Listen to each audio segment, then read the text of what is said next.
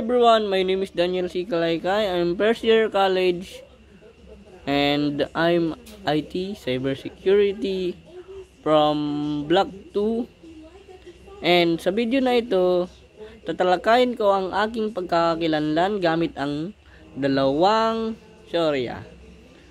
Ang Shoryang Prudes ID, Ego at Super Ego. At ang Goffman Dramaturgy Theory.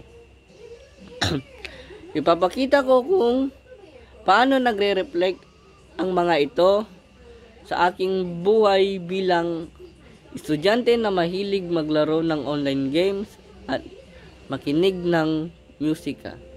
Unahin natin kay Sigmund Prudes, ang ID, Ego at Super Ego. Para sa akin, ang ID ko ay ang bahagi na gusto kong maglaro ng online games tuwing may libre akong oras. Ito ang aking paraan para makapag-relax at makalimot sa stress sa school. Pero, nandyan din ang super ego ko na nagsasabing kailangan kong tapusin muna ang assignment ko at pag-aral ng mabuti. Dahil mahalaga ang aking kinabukasan. Sa gitna ng dalawang to, ang ego ko ang bumabalanse. Minsan pinapayagan kong mag-break muna sa paglalaro pero hindi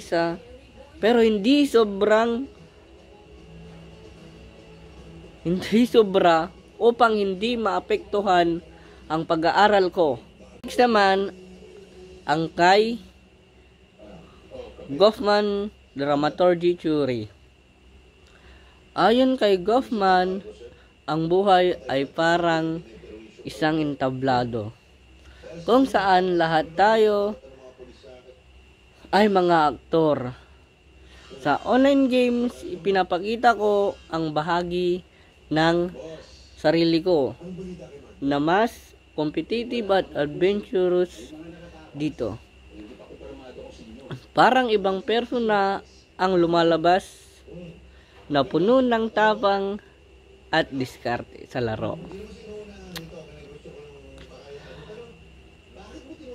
Pero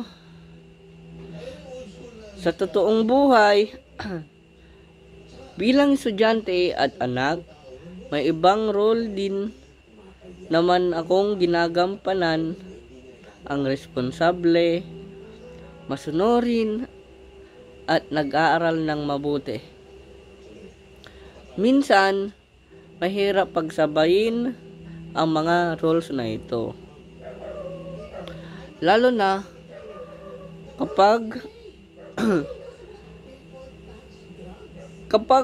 gusto mo lang mag-relax at makinig ng music para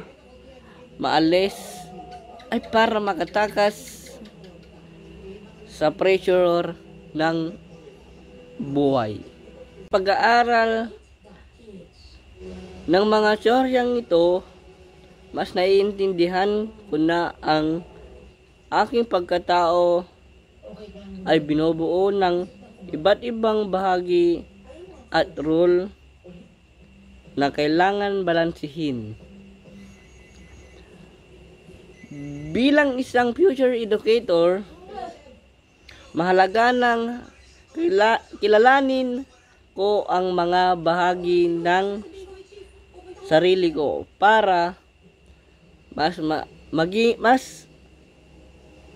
maging epektibo ako sa pagtuturo at pag-unawa sa mga estudyante ko. Gagamitin ko ang mga aral na ito upang mas mapalalim ang aking pag-unawa sa sarili at sa ibang tao.